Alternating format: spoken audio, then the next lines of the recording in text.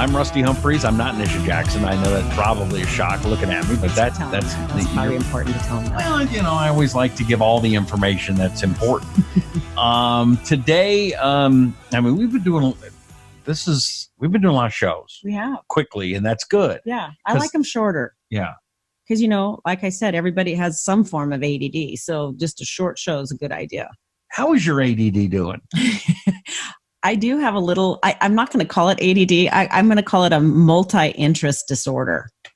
Okay, I'm interested in too many things. Okay, that's fair. I have a multi-interest disorder. You know what else I noticed? I noticed about your house. What's that? We're in Nisha's house right now. It's very lovely, very beautiful. You have a lot of positive signs around the house. I do have a lot of quotes. Is there I know, is that the vibration thing you were talking about when you went to camp wherever? I mean, yeah, if you can have something that you look at that says something positive at your workspace or, on your walls that you see often, I mean, those are good messages to put in your head, right? Mm-hmm. Because whatever message, story, whatever's in your head is probably the direction of where your life's going to go. Like right in front of us, she has do epic stuff. I mean, that's pretty good. Is that something that you came up with, or do you see somebody else? No, I just see little signs and quotes different places, and I like them. Do you have a favorite? I have a lot of favorites. Okay. Yeah. Go confident in the direction. It's out of space. Yeah, there's a lot of them. Yeah. But that's a really good one. That's a really good one behind me. It says the most successful people are best at plan B. That's me. That's good. Now this one is a good one too for you. I'm thankful for sunshine, good hair days, cute shoes that don't hurt, laughter, peaceful moments, and random acts of kindness. Yeah. That's you. Good hair days is a big deal for you. It is. Hair is important. As you get older, hair is kind of important. You gotta go with what you can change and manipulate. Hair is one of those things because you can't always change. I never thought I'd be the guy that didn't have any, and it's not fun, and I don't know what to do about it. Is that something you can do? We could put some platelets, your own blood, in your scalp. So we could draw your blood with a special tube. And then we spin it down, and then we take the platelets, which is like liquid gold. Okay. Right? So your platelets are filled with hundreds of growth factors, and that's the gold part of the blood when you spin it down. So is it kind of like stem cells? No. These are just platelets. So platelets we can inject them in lots of places in the body. Like we talked about that earlier today. But let's talk about hair loss. Okay. So we could inject it in this whole area to help regrow hair to give it to be more thick. Mm-hmm. We'd have to do several of them for you. Thank you. Maybe many. No.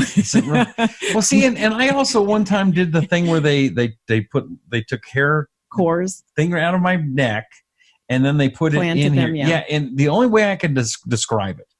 Have you ever seen that done? Probably you have. Yes. Your dog. Okay, my best way to describe it was they got an ice pick and they go all over your scalp, and then they get these little tweezers and put like one little hair, like they're planting it, like it's a garden, and then you take your first shower or bath, and they all come out. Oh, that was worth it. Yeah, okay. As you can tell, the pain. So this is quite different. We actually numb your scalp first.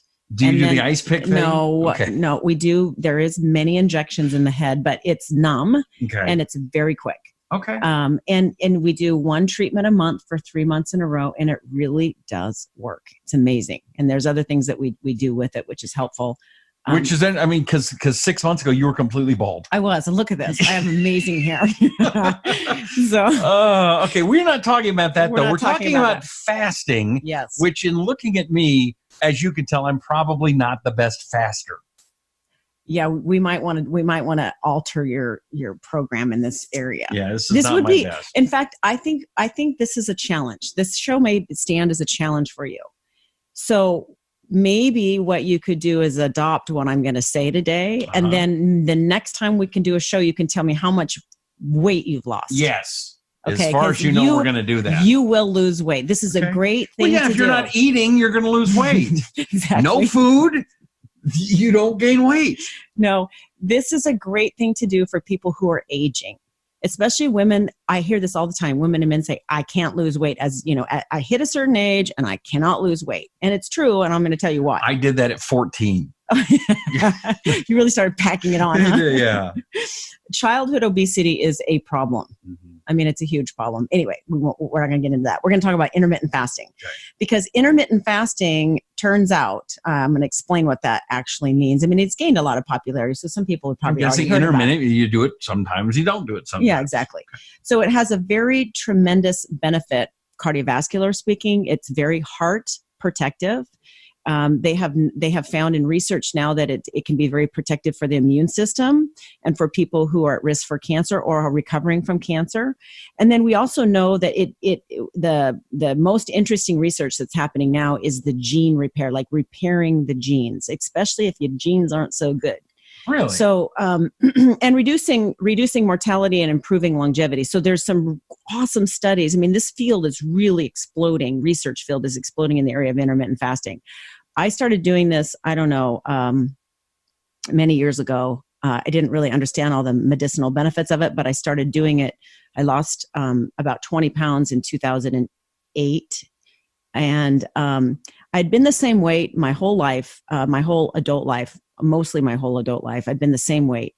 And I always wanted to lose 10, 15 pounds, but I looked okay. So I was like, that's all right. And I would lose weight and then I'd gain it right back. And I've always taken really good care of myself. I sleep well, I exercise, I've lifted weights or done yoga or some type of weight resistance training most of my adult life. But I just had this 10 pounds, 15 pounds I just wanted to lose. And I just wasn't, long-term successful with it until I started doing this. So intermittent fasting is very interesting because it is a way of tricking your body. So what happens is that when you feed yourself regularly, and this is Americans are notorious for this, when you feed yourself regularly, so you get up in the morning, right away you eat, and then you eat until you go to bed at night, which is what most Americans do, most people in the world do. The problem is your body becomes accustomed to using its food for energy rather than using the fat on your body for energy. And it's not the way we were thousands of years ago. We weren't like that. We actually used our fat for energy because people would hunt and they would find food. And then they might go 3 days without eating, trying to find, go on the next hunt. So their body would have to use its fat for fuel because there wasn't food. So the problem is we don't do that anymore. We are completely freaked out that we're going to have low blood sugar. Okay. I mean, seriously, that was a big thing 20, 30 years ago was don't let your blood sugar drop. Make sure you're eating all day long. And all we've gotten is fat from that. So yeah, that's my reason. That people just gotten fat. They just eat all day long. There's constantly eating. Not only does that cause more fatigue because your body is in digestive mode all the time. And so I think one of the benefits of intermittent fasting is not only getting the fat off your body, but it's a great way to control your weight and you have more energy because you're not spending all of this fuel, all this energy on digestion. So, so that's kind of a, okay. So how do I get started and how much, I mean, intermittent, does that mean I'm just not going to eat for 2 hours? I mean, I could do that. Right. Or is it 2 days or is it a week? So here are the things that happen in your body when you do intermittent fasting. One of the things is that you can normalize blood sugar levels, glucose. You can also help normalize your insulin levels. So insulin, a lot of people don't even know what insulin is. So when let's say that's stuff you shoot if you're diabetic. Yeah, but your pancreas makes it, and it makes it so that it can help control the sugar levels in your blood, the glucose levels in your blood. So that's what, it's just, your glucose is elevated. Your pancreas makes insulin and it controls the sugar in your blood so that you don't, get really high blood sugar and get sick, become diabetic. But the problem is because we're constantly feeding ourselves starches and sugars, starches turn into sugar right away. So like white flour, pasta, potatoes, crackers, cereals, those are all... We call that good stuff. Yeah, those are comfort foods. Right. And when you eat them too often, what happens is that, or you're eating them regularly, you're constantly producing insulin. So after a while, your cells become resistant to insulin. So that means that you then store fat at a higher rate. So this is why people get fatter with age or have a more difficult time getting fat off their body. Don't you like how many times I'm saying fat? Yeah, talking right to me. I get it. Fat. This is why people have a problem losing weight with age is they become insulin resistant because they've been feeding themselves too much sugar and they get a lot of belly fat. So if you can pinch more than 2 inches of fat, which is by far the majority of the population, around your belly, then you have an insulin problem. Your insulin, I'm not saying you're diabetic. I'm not saying you're diabetic. I'm saying you're on the road to diabetes. You're insulin resistant. So the great thing about intermittent fasting is that it can help control the insulin levels to make your cells more sensitive to the insulin and help normalize your blood sugar, which is really important because then you're not storing fat at such a high rate. Mm-hmm. The other thing that it does is it normalizes ghrelin levels. Ghrelin is a hormone, is kind of known as the hunger hormone. So it normalizes, it helps lower ghrelin, but it helps raise leptin. So leptin also helps control your appetite, and it's really the hormone you want high, and you want the ghrelin to be low. So it helps normalize that ratio between leptin and ghrelin. So more people are starting to hear about that. It lowers triglyceride levels, and there's a lot of people out there that have very high triglyceride levels, and they've never heard that intermittent fasting, along with fish oil, can lower triglyceride levels. So that's the other thing that I think is really important. It also reduces oxidative stress. So it can lower free radicals in the body and optimize the gut in absorption of nutrients. So the oxidative stress is a problem because, again, that can lead to long-term health problems, reduced immune system. So those are just some of the benefits of doing intermittent fasting. So now we should probably talk about how do you do it? Right. Okay, there's a lot of different ways. I'll just tell you what I do first, and then there's different variations of it. So the first way that I think is the easiest thing to do is increase the number of hours that you're fasting at night. So if you stop eating at 7:00 at night, which would be a really good time to stop eating, by the way, and then you went all the way until 9 in the morning, that would be how many hours? 14 hours of fasting. I can do that. Okay. I could do that. It would be better if you could do a little bit more than that. So if you could push it to like 15 or 16 hours, it'd be even better. So I try to stop eating earlier in the evening, and then I try to start eating later in the morning. So on a regular basis, I try not to ever go less than 14 hours without eating. But if I can go 16, it's better. So 2 or 3 days a week, I try to go 16 or 17 So are you hours. trying to just do one meal a day? No. Okay, because I've heard that that's bad too. No. It's you're reducing the number of hours that you're eating. So your time frame for eating is reduced. So if you start eating at 11 in the morning or 10 in the morning, you should stop eating by 7:00 at night. And you can have 3 meals, you can have 2 meals, whatever. I don't care how many meals you have. But you want to eat during the time frame. So you're reducing the number of hours that your body has to spend energy digesting, and you're increasing the number of hours that your body is not spending energy digesting, and it could spend it on getting you into fat burning mode. So it has to pull from your fat for energy rather than relying on the food for energy. But you don't want somebody to go crazy. Okay, I've had my 16 hours. Let's hit the buffet. Right. Well, you got to be smart because the hours that you're eating, you just don't want to eat donuts and whatever, okay. So when you're eating, because there's some folks going, well, I get a pass now because I didn't. But I'm telling you, they would still lose weight even if they didn't eat well during those hours because you're improving your body's ability to burn fat. So you're still improving some of those parameters that I just talked about. But when you are eating, it would be optimal if you eat whole foods, like real foods from the ground, foods that walk around, foods from the sea, nuts and seeds. So like a little rhyme, right? Okay. So you're eating real foods, unaltered foods, not man-made foods. Stick away, kind of get away from the boxes and all that stuff. Okay. So anyway, like the Jack in the Boxes, right? Yeah. But you have the thing that I like about this intermittent fasting is it gives you a little bit of edge to sort of like if you want to have a dessert here and there, or you want to have a glass of wine every night, whatever, you can have more of a, sort of a safe zone of being able to add some of those things in without paying the price with belly fat. So I like that. Okay. I like that about it. Plus all the medical benefits that we keep coming up with on intermittent fast. So that's one way, is to increase the number of hours that you're fasting during the night. So I want to just put a little disclaimer in there, is that if you have a serious low blood sugar problem, you have to be careful. So I probably wouldn't go more than 12 hours without eating if you have a significant glucose issue. Now that actually might get better when you play with it a little bit. So I'm not saying everyone listening to this should go out and go like 17 hours without eating, because you might not be able to do it. You will burn more calories if you exercise in the morning on an empty stomach. But again, you have to listen to your body a little bit. There's a difference between having low blood sugar episode, dizziness, headache, feeling faint, and just feeling hungry.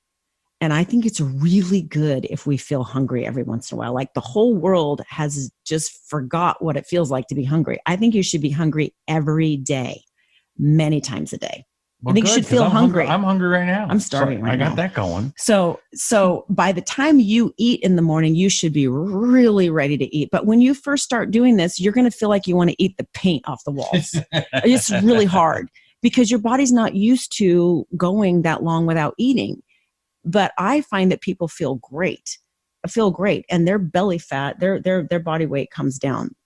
So again, this is a great thing to do after the age of 40, because it gets harder after 40.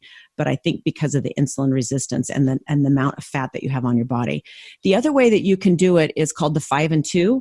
So you eat low sugar, low flour every day of the week, as much as you can. But 2 days a week, you drop your caloric intake down to about 500 calories a day.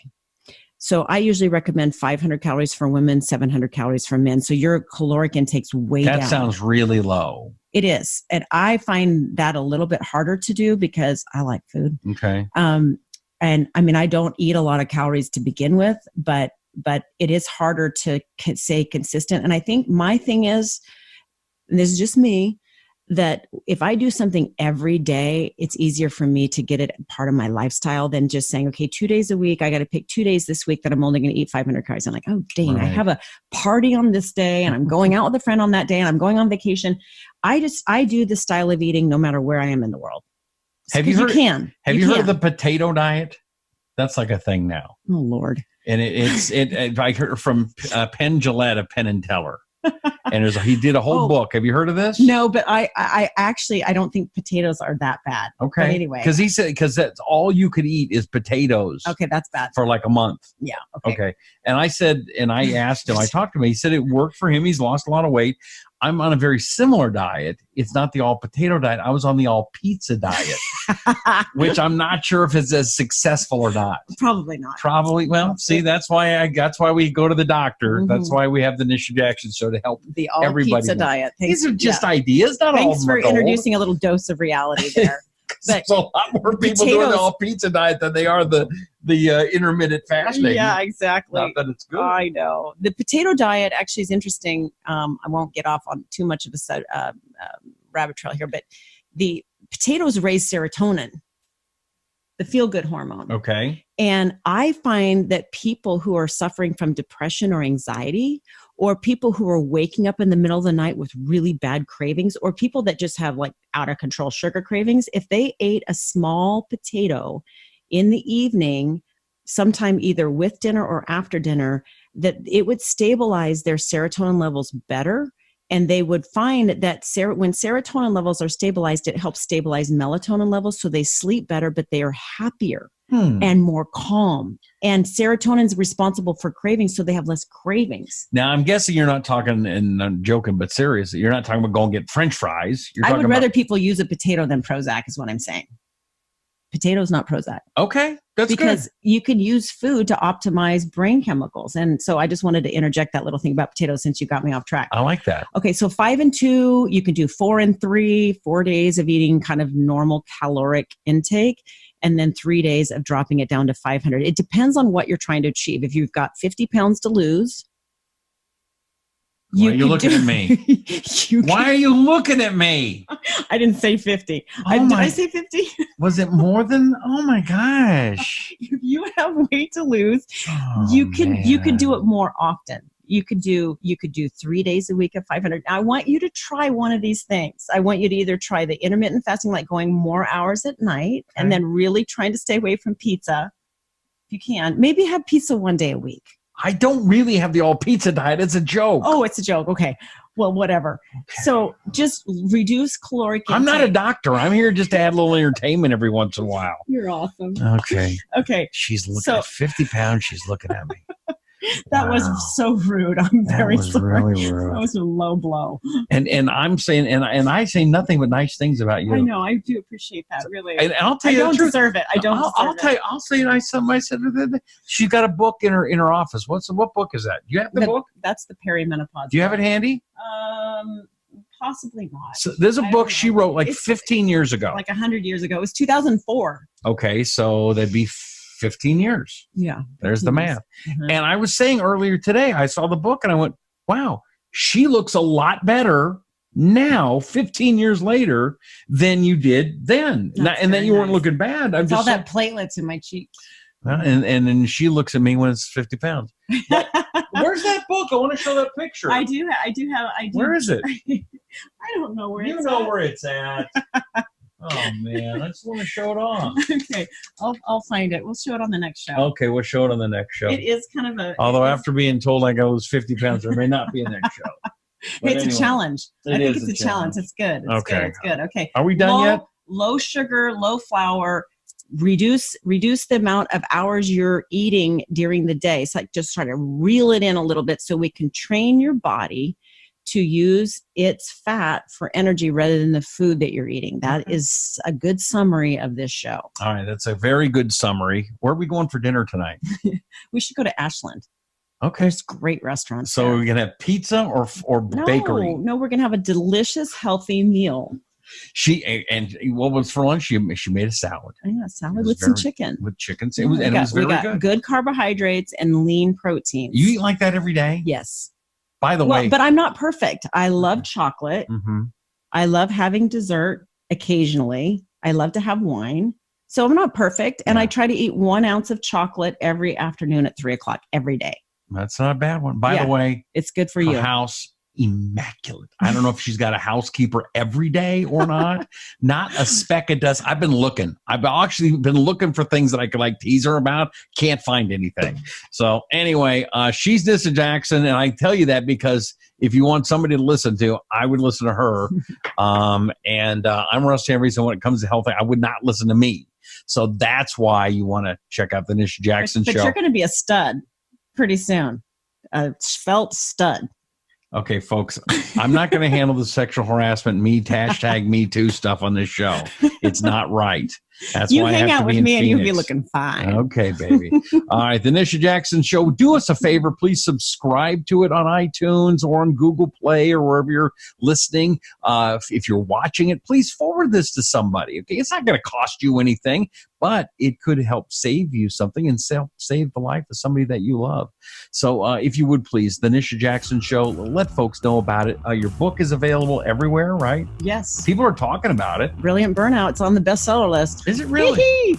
Yeah, it's awesome. Wow. I'm so happy. Okay, and people are reading about burnout and figuring out what to do. The only problem with it is it's a sexist book because it's only for women.